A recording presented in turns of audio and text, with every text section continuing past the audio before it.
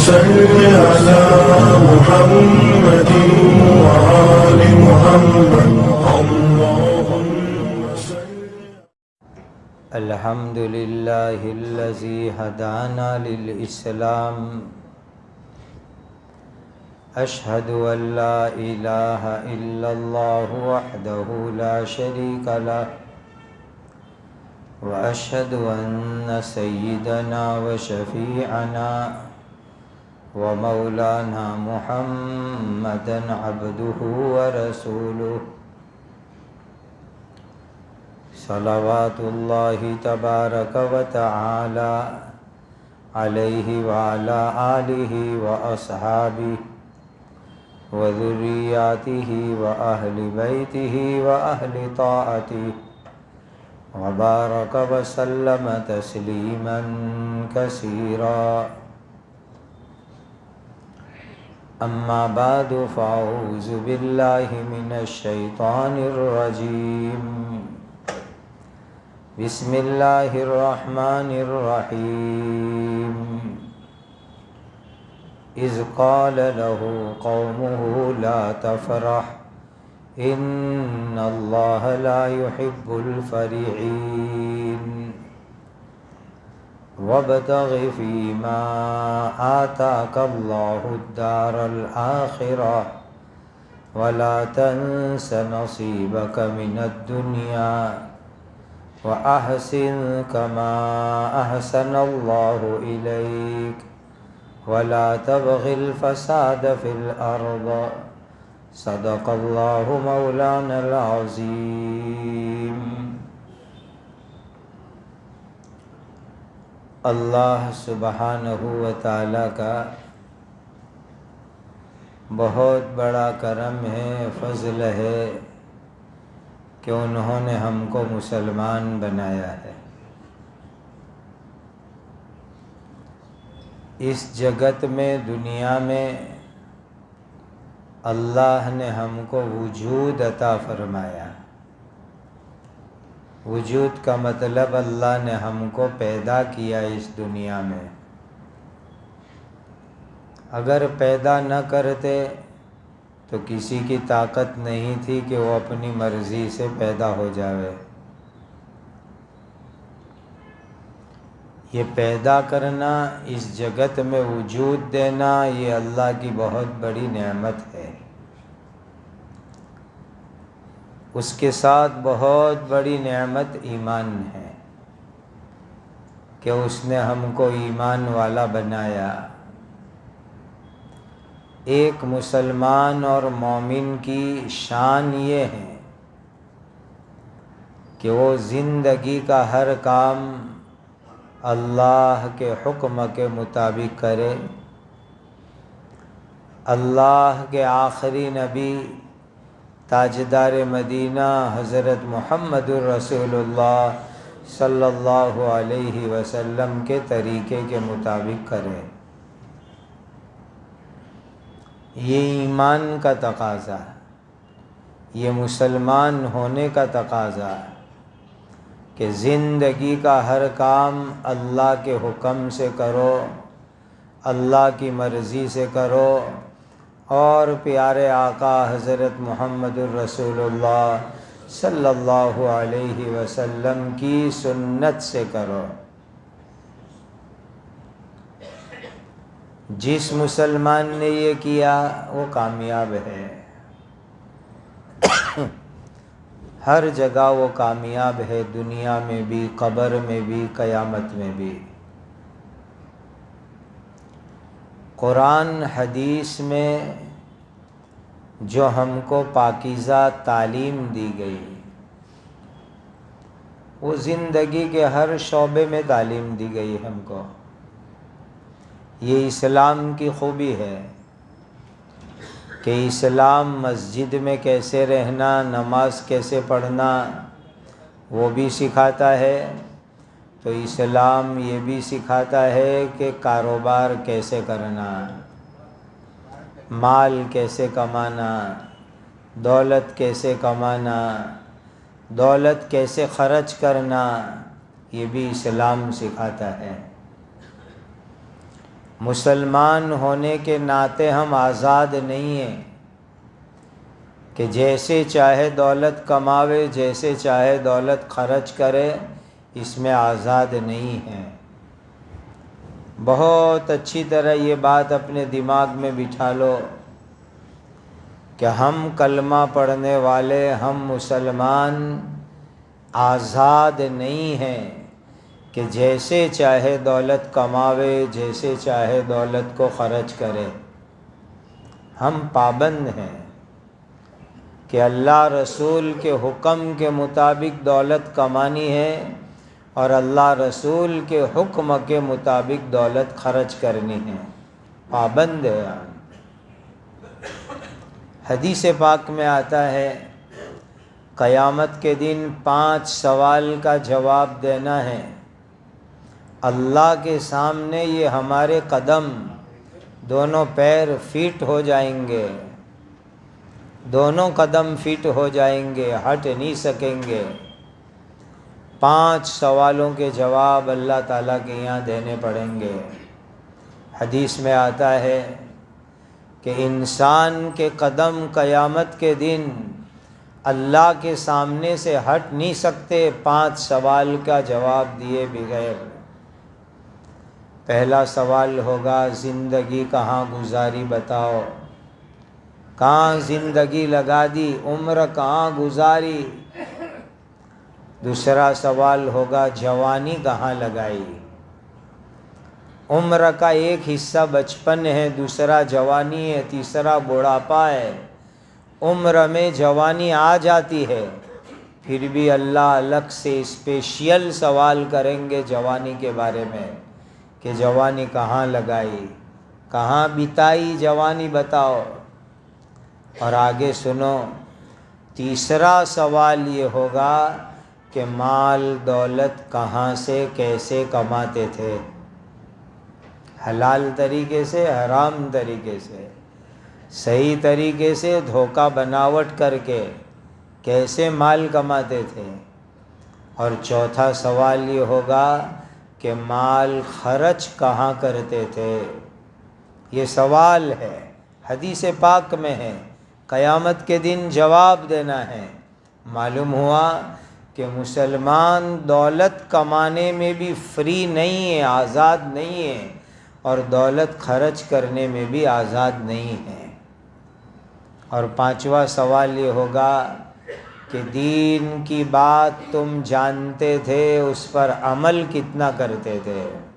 یہ 5 سوال کا جواب قیامت کے دن ہر ایمان والے کو اللہ کے سامنے دینا ہے۔ دینی بھائیوں، کماؤ، حلال کماؤ۔ اسلام نے حلال کمانے کی ترغیب دی، فضیلت بتلائی، لیکن ہماری کمائی میں حرام نہ آوے، دھوکے سے کمائی نہ آوے۔ کتنی سخت بات نبی پاک صلی اللہ علیہ وسلم نے فرمائی کہ جو دھوکہ دیتا ہے وہ ہماری اسلامی جماعت میں ہے ہی نہیں۔ آقا نے فرمایا، حضرت نبی پاک صلی اللہ علیہ وسلم نے فرمایا، جو دھوکہ دیتا ہے کمائی میں، دوسری چیزوں میں، وہ ہماری مسلمانوں کی جماعت میں ہو ہی نہیں سکتا۔ کتنی سخت بات فرمائی۔ مسلمانوں، آج ہم نے کمال یہ سمجھا کہ جو دھوکہ دے کر بناوٹ کر کے دولت کماوے، اس کو ہم نے کمال سمجھا ہے۔ آج ہمارا معاشرہ کتنا خراب ہو گیا، ہماری مینٹیلیٹی کتنی سڑ چکی ہے کہ جو لوگ دھوکہ دے کر بناوٹ کر کے غلط طریقے سے کماوے، ہم کہتے ہیں کہ یہ بڑا ماہر ایکسپرٹ ہے کمانے کے اندر۔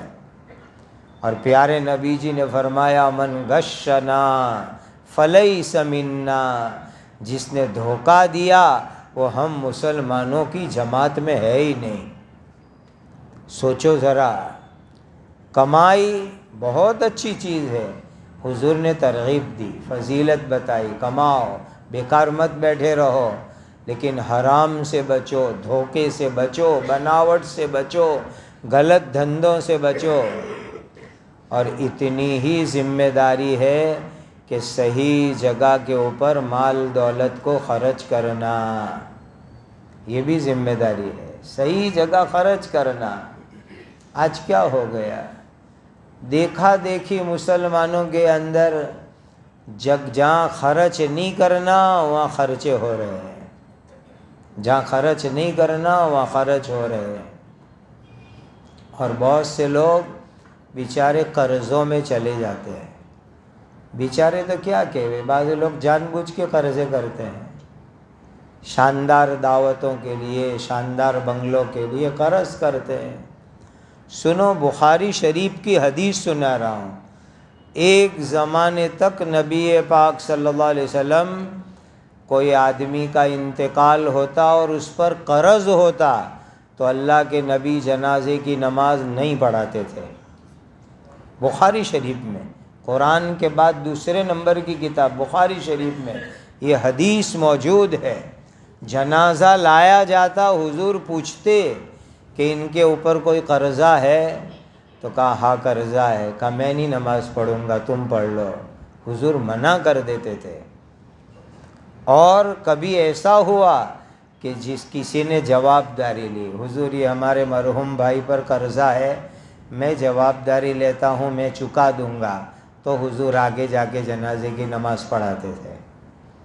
اور آج تو ہم بھی دھڑک قرض کرتے ہیں، فضول کاموں میں، ضرورت نہیں ایسے کاموں میں۔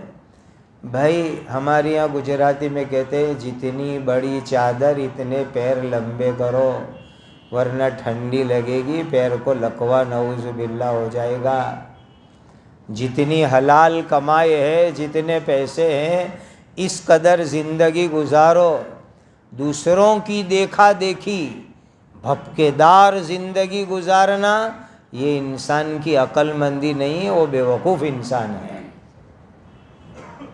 ایک اللہ کے ولی فرماتے ہیں، بڑی بات ہے، دھیان سے سنو، امت کی 4 چیزوں میں سادگی آ جاوے، 4 چیزوں میں، تو امت کا مالی نظام صحیح ہو جاوے۔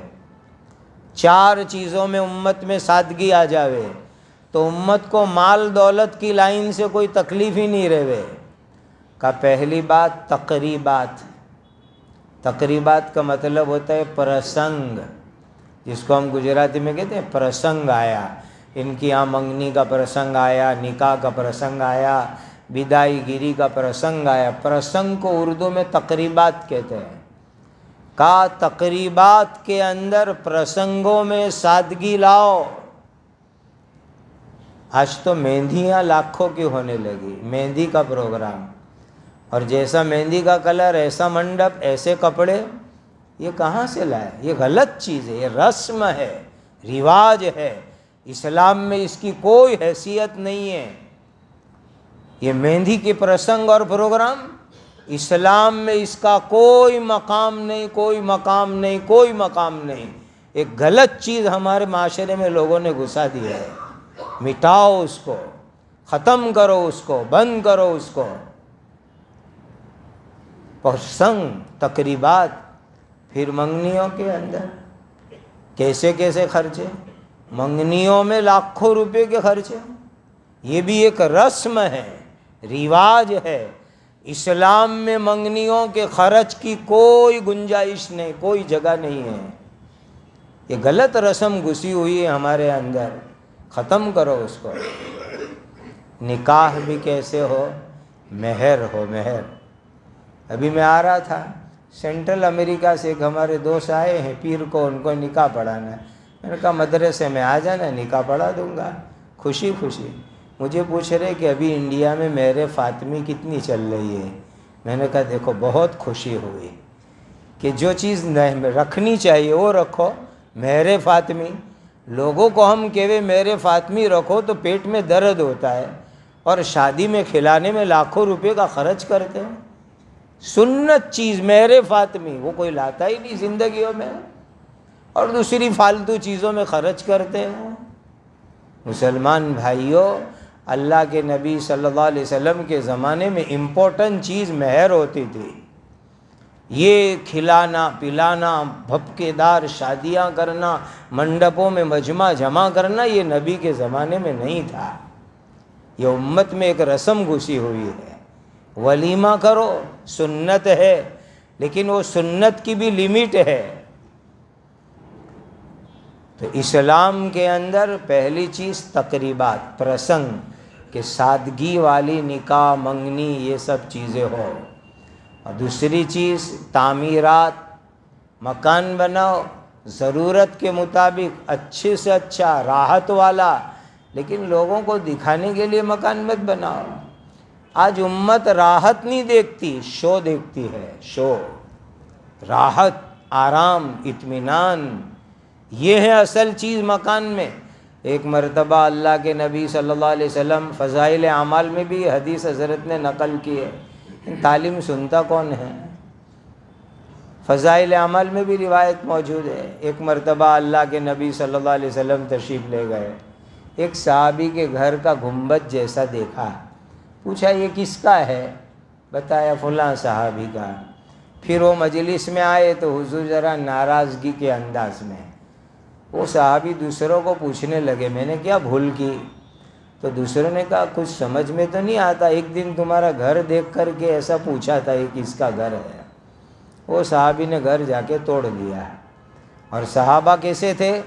انہوں نے آ کے حضور کو بتایا بھی نہیں کہ حضور میں نے توڑ ڈالا، وہ تو چند دن بعد حضور ادھر تشریف لے گئے، کہا اچھا وہ مکان، تو کہا وہ توڑ دیا انہوں نے۔